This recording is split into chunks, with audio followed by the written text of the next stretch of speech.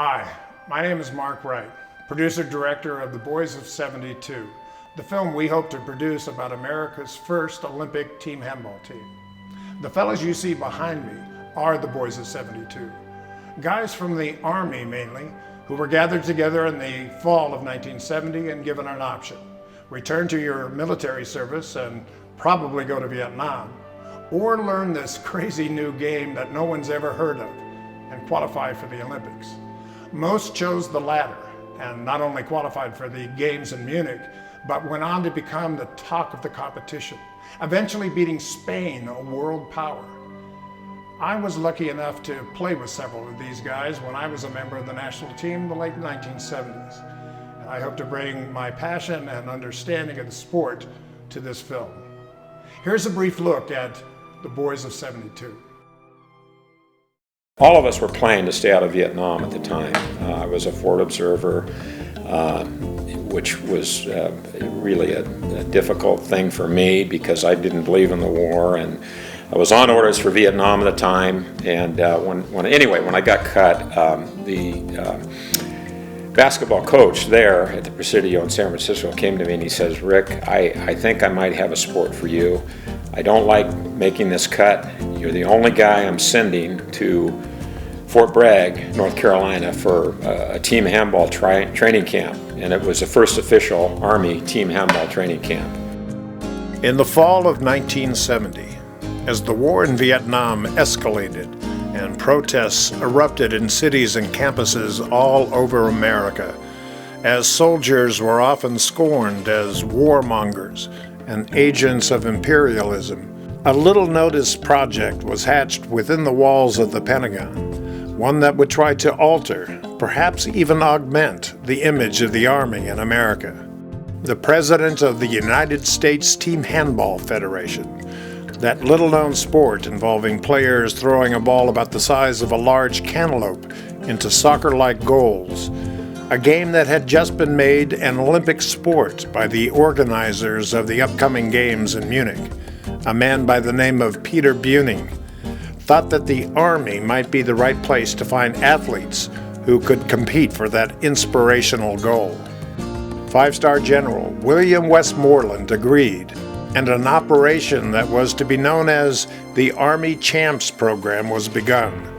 From a standing start, learning a game they had never even heard of, let alone played, the eventual dozen who made the final team not only qualified for the Olympic Games, but went on to become the talk of the competition, eventually beating Spain, a top 10 international power. Quite a detour around Vietnam. The Boys of 72, a featured documentary film, is their story. I was one of 7 selected, and we became what was called at the time the original 7. Peter Buning, Dr. Peter Buning, who was the coach and the head of the federation, was able to get us stationed in New Jersey, close to his home. He convinced Westmoreland that there were potential handball players in the Army, because there were so many basketball players in the Army, that Peter felt that he could field a team comprised of Army personnel.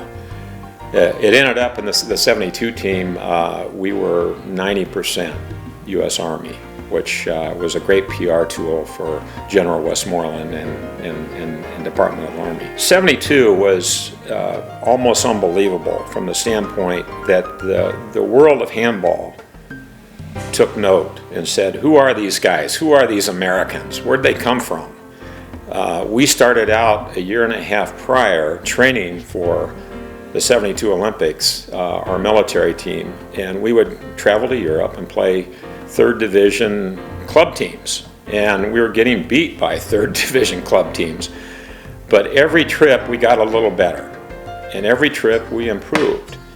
And so by the time we got to Munich, we were playing against the best 10, 12 teams in the world.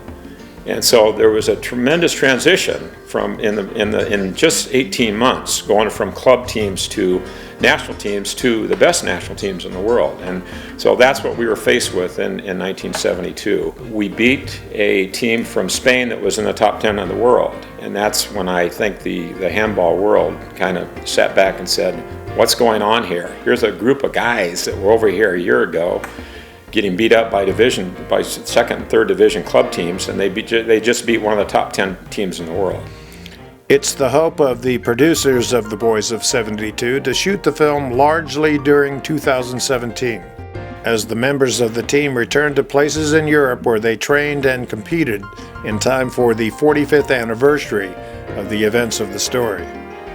We hope to have the film edited and ready for final release by the fall of 2018, and entry hopefully into film festivals at various places around the country. Stay tuned to this website for more information as we endeavor to raise money and produce The Boys of 72. By far, the memories of being together as a team, playing as a team, competing as a team, but then staying best friends since Munich and Montreal. Great times.